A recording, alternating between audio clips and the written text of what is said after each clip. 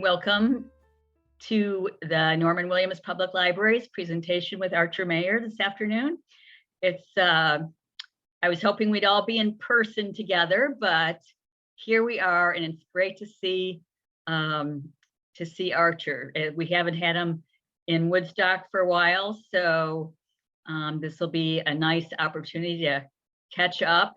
As you probably all know, he has a new book out titled Marked Man, and I believe it's his 32nd book, but I'm not sure I have the count on that right. Archer, as probably you all know very well, is the author of the highly acclaimed Vermont-based series featuring Detective Joe Gunther, who the Chicago Tribune describes as the best police procedurals being written in America. He's a past winner of the New England Independent Booksellers Association Award for Best Fiction, the first time a writer of crime literature has been so honored. Wow. In 2011, Mayer's 22nd Joe Gunther novel, Tagman, earned a place on the New York Times bestseller list for hardback fiction. He's got quite the storied history and is also still very, very active. Mayer is currently a death investigator for Vermont's Office of the Chief Medical Examiner. And over the past 30 years, he's been a detective for the Windham County Sheriff's Office, a volunteer firefighter, EMT, the publisher of his own backlist, and a frequent contributor to many magazines and newspapers. And just before we get started, I want to let you know that we'll be using our chat, or you can use the Q&A to pop in questions for Archer. He's maybe just wait a little bit and he'll let you know when he's ready to take questions. Although if you just can't help yourself, go ahead and type them in. And I will try to scoop up any questions that we possibly may miss. And please do let us know if you have any trouble hearing, in case I shut something off by mistake. So welcome, Archer, and I'm going to let you take it away. Thanks very much, Meg. It's a pleasure to be on. And thank you all for coming. It looks like a pretty good crowd. Well, it looks by the number count like a pretty good crowd. Of course, I can't see any of you, but I hope you can see me. I shaved today just for you, so I hope I'm showing off. Meg was absolutely right. I've hit number 32 in this book. It can be a clean shave indeed. I missed cutting my nose off, but just barely. I was threatening my wife this morning that I might entertain going to a straight razor, and she was so horrified by that idea that I guess I'll stick with the safety razors I have. So number 32 is indeed Marked Man. I have to be careful about that because number 33 is in fact already finished. I don't have a title for it yet. I'm fussing around with a couple of titles in my head, and it is done, but I am currently editing it, and that will take 3 to 4 months, given my process of creation. However, sufficient to say that Marked Man is out as of yesterday. Should be in bookstores. Lord knows I've been signing a few in bookstores. So keep your eyes peeled with your local independent bookseller or whatever to see whether, even if I'm not in the neighborhood, maybe I have been to sign your book. So communicate with them, and somehow or another, we'll figure all this out in these odd and perilous times. I intend to break the ice a little bit by telling you all about Marked Man, the basic premise of the book. And then I will very quickly, as some of you know who've kept me company in the past, I will migrate to questions and answers relatively quickly.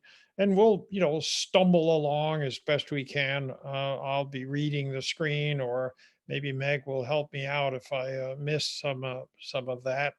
And I'm not the most technological guy in the world. I know my way around a bad guy and a dead body, but I'm not so sure about computers. That being the case, I will start by letting you know that Marked Man is about a dead guy. He starts the book dead and he ends up the book dead. He never says a word. However, his introduction is done fairly forthrightly. He has donated his body, having died supposedly of natural causes 6 months earlier. He has donated his body to science, and a medical student on chapter 1 at the very beginning is carving him up. There's no dainty way to say this, but if you are in anatomy class in medical school, you really do take dead bodies apart, and the separation of flesh from bone is exquisite and extensive, and it ain't pretty, but it's something that all medical students need to do because guess what? They had better be well acquainted with the human body. So this fella, Warren by name, is working his way slowly up the body, and he does that with a group of other students. But in this case, he happens to be alone, and he's keeping the company of a professor of anatomy who is not terribly far away. And he gets up towards this section of his exploration, and without going into gory detail, he discovers something baffling. And he basically turns to her and says or asks, "What's this?" And she looks over her half glasses, like so, and answers, "That is a homicide." So that's the beginning of the story. And that is how Joe Gunther and his peerless group of Vermont Bureau of Investigation and colleagues get pulled into the case, because now the dead guy stops being a guest of the medical school up in Burlington, and he's moved across town to the medical examiner's office, where the scrutiny of what's left of him, and there's not much, is done by Beverly Hillstrom, who is the chief medical examiner, and Joe Gunther's other half. From that point onwards, we are slowly dipped into a tale of skullduggery, which takes place in two places. One is Brattleboro, Vermont, where the erstwhile fella that we met in chapter 1 bought a house and set up shop, and he moved the whole rest of his family under that roof.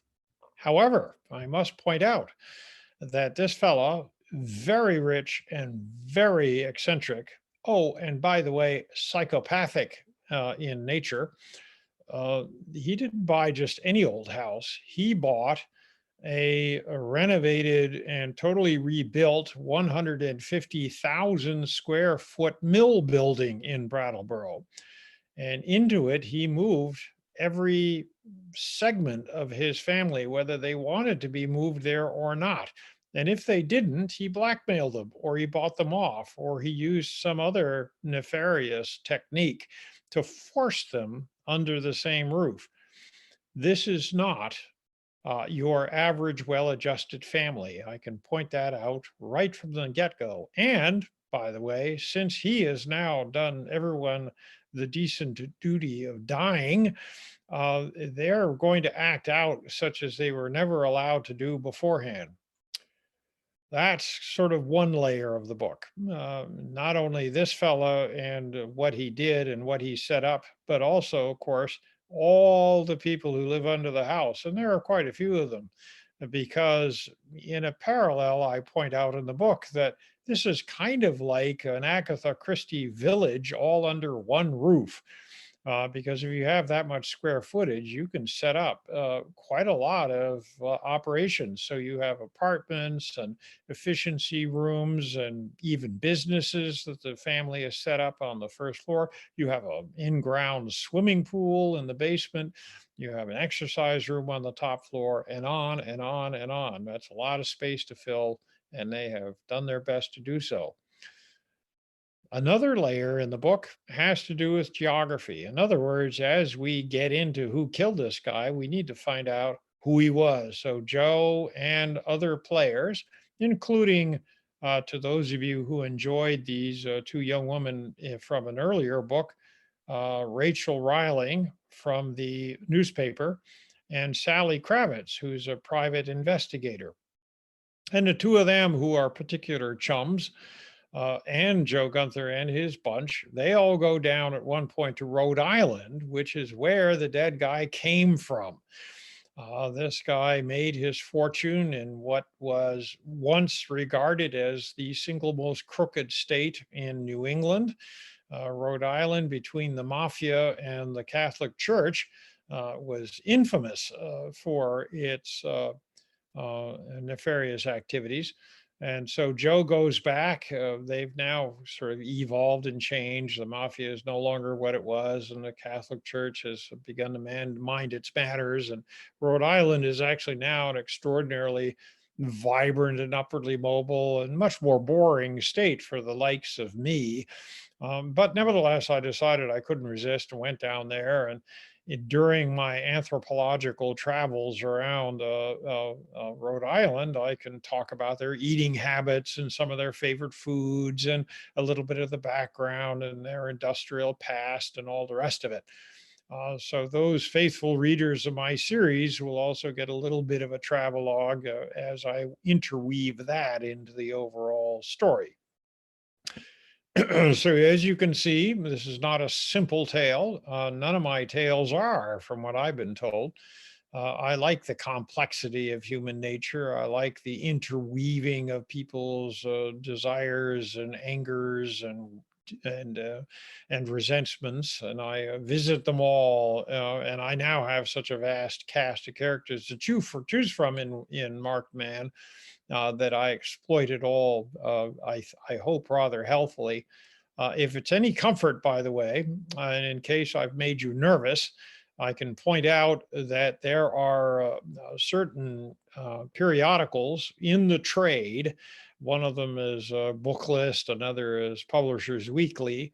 You need not retain those names, but they're important in the business because they review books before they come out. And I was paid the high honor of being given starred reviews by both those periodicals. And even Kirkus gave me the thumbs up. Kirkus is notoriously acerbic. So I've been very flattered by all three organizations who thoroughly have enjoyed the book. Now comes the magic moment. I have officially broken the ice, as they insist on calling it. Makes me always feel like the ship of the Titanic. But nevertheless, I now would love to segue over to whatever questions you may have. Now, I'm not sure how proficient I am at this, but oh, look at that. I've opened up the chat box, and I hear that you've been chatting away. So one of the first questions is, how many books have I written? 35 is the answer, because I used to write history books. That's how I cut my teeth in this business. In 1979, no, 78, pardon me, I used to work as for the University of Texas Press. I was a scholarly editor of all things. My specific title was Special Projects Editor. And I used to sit around a highly polished wooden table with other editors and people from the marketing and business office. And we would come up with decisions about what the print run should be and what the title should be and all the rest of that. And after a while, and this is going to sound unbelievably snarky, which explains why I work alone. I, all those many years ago, looked around the table, and although I enjoyed my colleagues to a great extent, I thought to myself, you know what? I can probably reach these kind of dumb decisions all by myself. I don't really need help. And so I quit. And I haven't been full-time employed by anybody ever since. So all these years and all these jobs I've had, such as working for the medical examiner or as a police officer or all the rest, I always enter the room as a contractor. So I'll say to any potential employer, here's my hourly wage. I have, and I'm assuming you have workman's comp. But in terms of vacation or sick leave or medical benefits or retirement, I don't want any of it. You can count me out. Well, of course, they're delighted to see me. And oftentimes I can get the job as a result.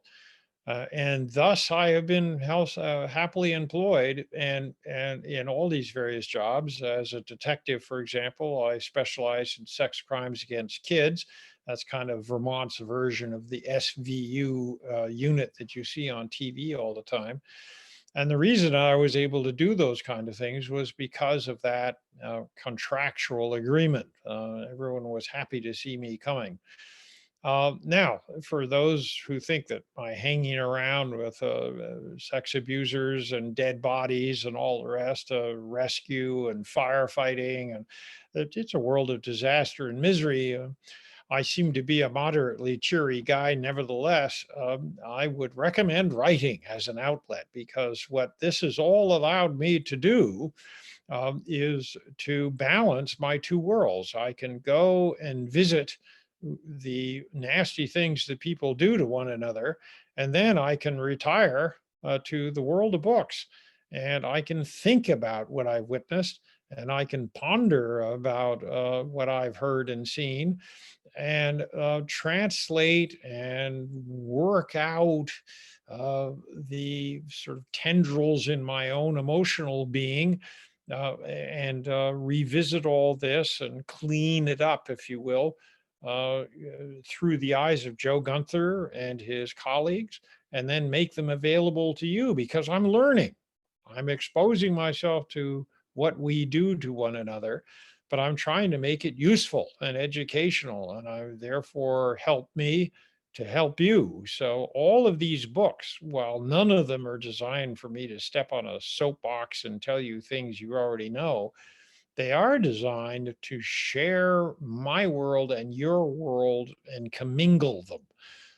I see you guys as fellow storytellers, and my books are written to engage your creativity, your imagination, and perhaps to address your own curiosity, because that's where I start every time, is out of ignorance and curiosity. When people ask me, where do you get your ideas? I always start with those two words. I write about what I don't know, and I write about things that interest me. So where do I get ideas? I wake up every morning and I look around and I go on my calls. As Meg pointed out, I'm still employed as a medical examiner investigator. I've been doing that for 20 years. And it's a constantly refreshing and re-educating world. And if I can bring some of that to you guys, I'm delighted to do it. So let me see, what do we got in terms of questions? Someone asks, "Oh, how do I deal with Joe's age and the character's age?" I don't. Uh, 30 plus books later, Joe, I understand, was introduced to us as a man of a certain age and perhaps nearing retirement. He's still a man of a certain age. We don't talk about retirement anymore because the books have gone on too long. He's been in existence in the series of books beyond what most people work professionally, even when they come on brand new and fresh. So I took comfort in my little piece of fiction there, uh, from knowing that as a reader, I couldn't have cared less how old Sherlock Holmes was, or Travis McGee was, or even Miss Marple, for God's sake. Now, Agatha Christie did, I think, eventually knock off Hercule Poirot, but I think that's because she was so old and she sort of had this idea in the back of her brain. I don't intend to knock off Joe Gunther any more than I intend to age him. He's our thought process. He's not a real human guy any more than any of my other characters are. They are conduits for you. You have Joe Gunther days. I'm sure I certainly, and you probably have Willie Kunkel days, in other words, really bad ones. And these characters are therefore useful so that they can represent how you feel on various days in various ways. And as such, I don't think I'll have them age, and I'm not going to worry about it. Um, one of the questions here says, "What is my writing process?" And that is a wonderful sense of chaos. I write in a somewhat perhaps disorganized way. I touched already on the fact that I write about things I don't know, and therefore I can't really write an outline because I haven't found out the nature of my inquiry. So I do a lot of interviews. I talk to a lot of people, and I must add that I do that to an extent far extending beyond what I need for a single book. And the reason that I over research and over interview and over travel to absorb all the answers to my questions is because I want to be free to write extemporaneously. I want to be able to uh, write one book, one page at a time, just the way you read one page at a time. So I don't pre-think this so much as I visit my characters and let their actions and their natural thought processes lead me. And I don't really go too far astray because of that excessive research. And as a result, if Willie Kunkel or Joe decides to go left versus right, then they can do so because I have all the research material in my head and I can let them be free in Rhode Island or Burlington or Brattleboro or wherever they happen to be. I'll follow along. It's a process that may be a little messy and disorganized, but remember what I said a little earlier, that I reserve 3, 4, 5 months to edit. And that's where the book really comes into being. I clean and shorten. I challenge every sentence in the book. And my fundamental double mission in this editing process is, number one, to make sure that the writing is clean, elegant, eloquent, and unencumbered by junk. Okay, say it once, say it well, and move on. The other mission that I set myself is for me to disappear as the writer. As a reader, I don't like to see the writer because the writer usually becomes visible because she screws up or he shows off. And I want to do neither. I'm inclined to do both, just like everybody else is. But the editing process, I hope, allows me the opportunity to vanish. And that's because, as I implied earlier, I want you guys to be co-storytellers. When are we happiest as readers? And I think all writers should remember that they start as readers. I suggest that we are happiest as readers when we lose ourselves in that mental movie that the book presents us. We hear the people's voices. We can smell the odors described. We can see the scenes that are alluded to in the purple prose. And it allows us to sort of take possession of the storytelling. And thus, when someone interrupts us, we kind of go away, I'm reading this book. But in fact, we're less reading a book than we are imagining the movie that the book has implanted in our brains. And that's how I edit. I edit as a movie director, if you will. And you don't want to see the director in a movie. And I suggest you don't want to see the author in a book. So that's sort of how I go about my process. Let's see. Let's see. I'm trying to read this. A little awkward to read and talk at the same time. Somebody asks how many hours at one time do I write, and what time of day do I write? I'll show you something that's attached to my belt. It is this device right here. That is an old-fashioned pager. My daughter calls that the silver bell because it only goes off when someone has died. And now that I'm no longer a police officer, but only a death investigator, I'm on the board of trustees of the fire department, but I don't go out on those emergency calls anymore. Um, and so when my pager goes off, it goes off whenever it wants to. It went off earlier today, for example, fortunately, in between two commitments that I had. And I drop everything and I go. Now, obviously, if it goes off right now, I'm going to stay put. But I've got someone watching my back. But if it goes off, that means that if I'd planned a nice organized writing day, that's been shot to hell. As a result, I write when I can. I try to write each day, 7 days a week. But I may end up writing at 2 in the morning just as easily as I'm writing at 2 in the afternoon. As for how many pages, if I get a good reasonable day, that's 5 pages. That's in the old days, I used to do a little bit more. I'm slowing down slightly, but that's a decent number of pages, and I'm very happy if I can get that many under my belt in a single day. But if I get down and write a single paragraph in the midst of a very crowded, interrupted day, and the pager can go off several times in a single day. If I can get a single paragraph in, I'll be a happy camper. I don't resent my job at all. It feeds me. It pays me, not a small concern for a writer. I don't make, I'm no millionaire, so this all helps. And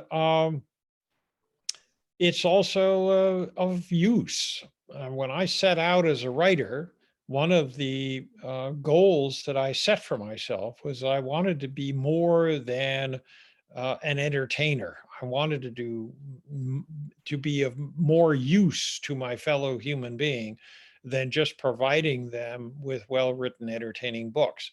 I wanted to, in addition, roll up my sleeves, get out into the streets, and help people in distress. And that's one of the reasons that I've taken on all these other jobs. Yes, they're useful to me as research tools, but they're also useful to me as a human being, altruistically. When I die, I want something more to appear on my tombstone than, here writes a writer of murder mysteries. And if they can say, here lies a decent human being who did his utmost to help people in their times of stress, then I'll be probably happier with that than just being called a writer.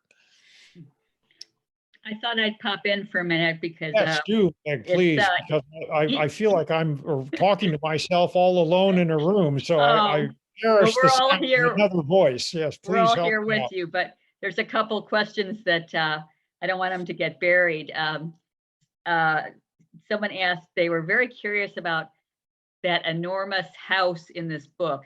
Did you conjure it up, or have you seen such a place in Brattleboro or elsewhere?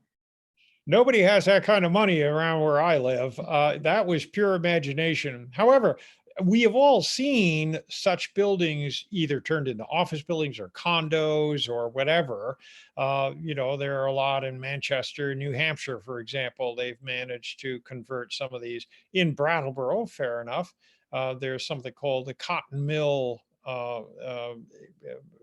building, which is jammed full of artists and businesses and a little light manufacturing, potters, you name it. And that was a bit of a template. So I've wandered through these buildings and seen them put to use after their factory past. But it was purely imaginative on my part to do what I did with this place, which was my goodness, I poured millions into this mill building in my brain. It's tempered, soundproof glass. All the floors are heated. All the brass fittings have been all cleaned up and polished, and hardwood inlays have been put here and there in this imaginative building so that it looks super duper. And I already touched on the fact that it has a full-fledged swimming pool in its basement. You're not going to find that in your average mill building. So I went a little crazy, but I couldn't resist. I mean, every once in a while, it is made up after all. So even I, who tries to toe the line of reality, I did have some fun at the expense of this building. Hmm. Another question that I'm sure you probably get asked frequently, and I have an opinion, but it's, should I start at number 1 in the Joe Gunther series, or can I just jump in? Well, there are two answers to that. You probably picked up on now that I have multiple answers for everything. I love to dominate a conversation. Uh, the two answers are: is it an enhancement to read from the beginning? Yes, it is, because many of the same characters are there from the start, and you therefore get to see how they evolve through the passage of 30 years in real time. Although obviously the series of books doesn't span 30 years. I would say the books themselves span a much, much shorter period of time. We never refer to that. There's never ever a reference to that. But people come and go. People fall in love. Joe Gunther has had a couple of girlfriends, so obviously there's got to be some linear progression there. But it's never referenced.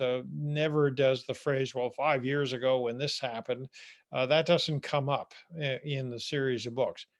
But you do sense a sense of a feeling of evolution, especially with Willie Kunkel. Willie Kunkel becomes romantically involved with one of his colleagues. They have a child together. That obviously it makes better sense if you read the books in order. However, I was very sensitive to the fact that not all people want to read a series of books, especially an interminable series of books that now are over 30 strong. So if you are one of those who either runs out of gas partway through a series, or you're not even fond of series at all, you just want to sample this Archer Mayer guy, uh, I have written each and every book as a standalone novel. And so you can pick whatever you want in whatever order you want. And while it's clear that you've picked from the middle of the deck, it's not going to be riotously confusing to do so. Someone asked if there was if Willie is central in this book. That's one of that's his favorite character. Well, thank you very much. My daughter says that I'm the template to Willie, so I'm not about to knock him off. Yeah, he's a central. Joe, Willie, Sam, and Lester are always going to be in the center of all of these books. Sometimes one of them may take more center stage than the other. For example, the sniper's wife was all Willie all the time, but the other guys were still there. They just played very minor second fiddles.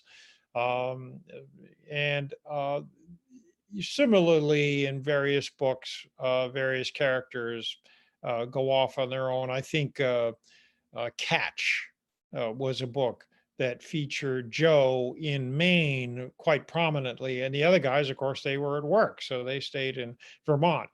But even in that book, there were parallel cases that the unit was conducting. And so I made sure to leave Joe on the coast every once in a while, a chapter and a chapter there, so we could find out what Willie and the gang were up to. Mm. So, yes, Willie is there safely ensconced in Marked Man. Have no fear. And are you how, are you kind of old school the way? Do you type? Do you use a Oh, computer? oh, Yes, I use a computer, but I used to use a legal pad and a pen in the back days. I mean, I'm old enough that computers, such as we know them to be now, didn't even exist. Mhm. They filled entire rooms, and they were used for launching missiles, not launching novels. So when I began, I used, three-ring notebooks, just like you see old timers dressed in tweed clothing do, and I was no different. But the disadvantage of writing by hand is that you scratch out, you put arrows, you do editing, you sometimes tear out entire pages and do all that. Remember the reference I made to a, well, maybe I didn't today, but there I equate language with music.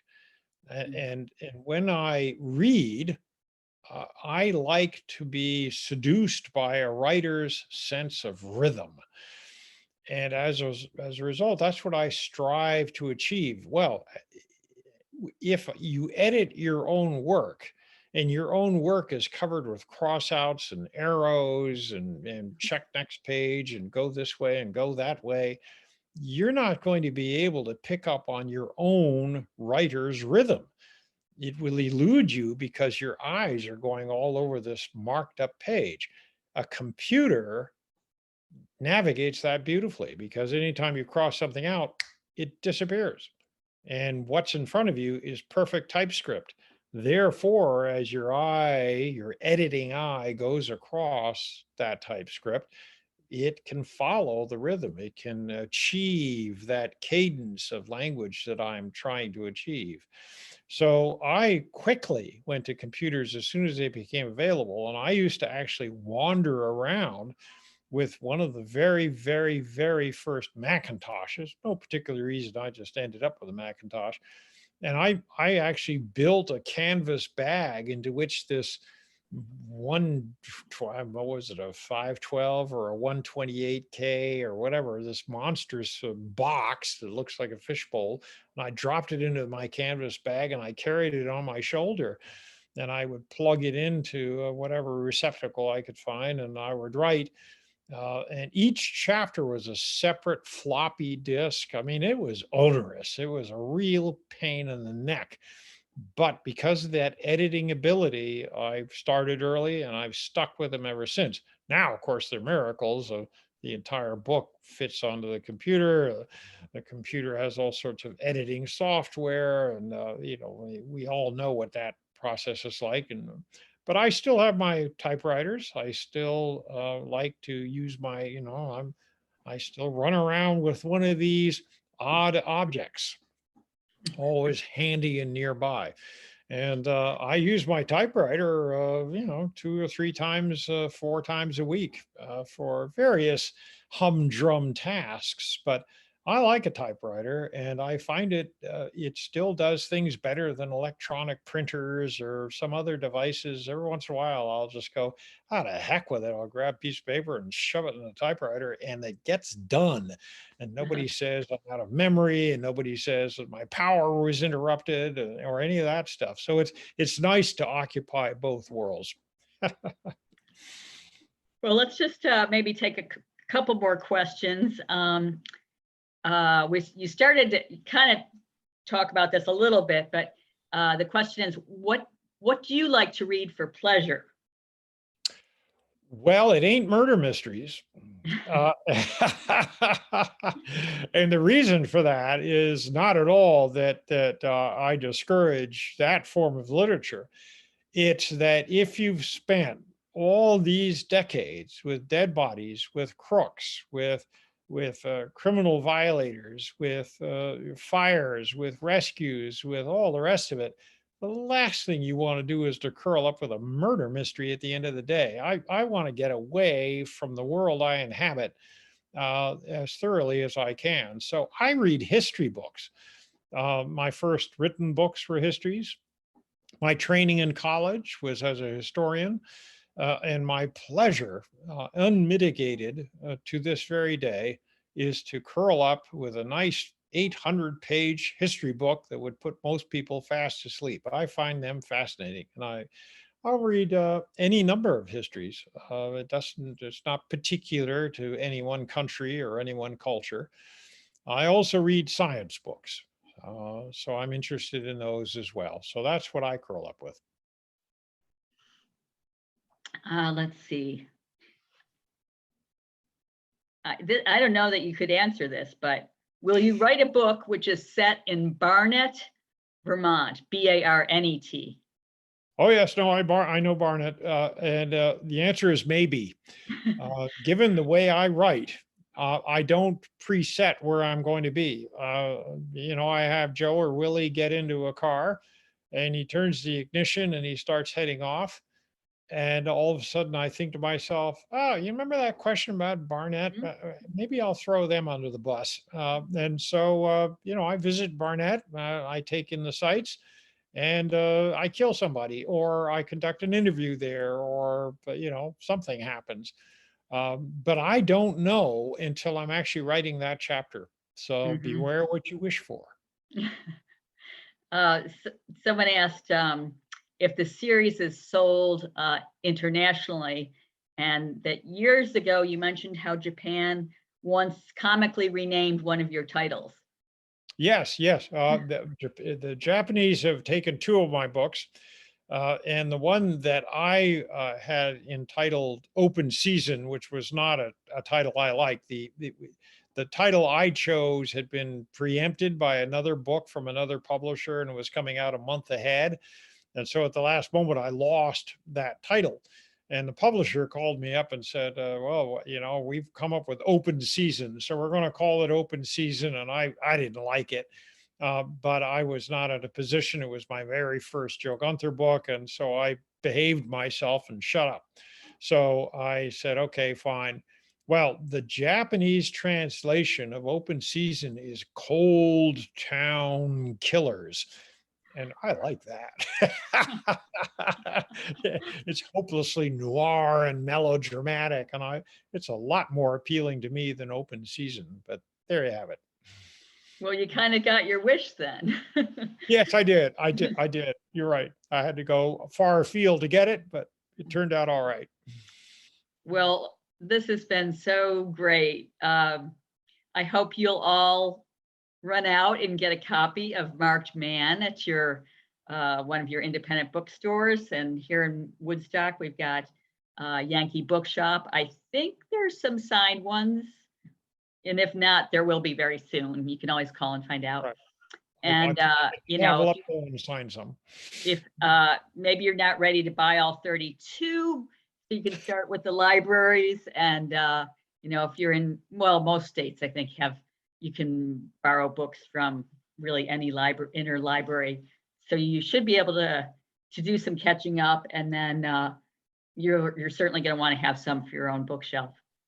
And I'm hoping when maybe it'll be Bookstock next year or whenever it is, but we will definitely get Archer down here in person. And I thank you all for coming this afternoon. Great to see you. Thank you. It was an odd experience, but I enjoyed it thoroughly. Thank you very much. You're very welcome. Thank you. Bye-bye. Bye-bye.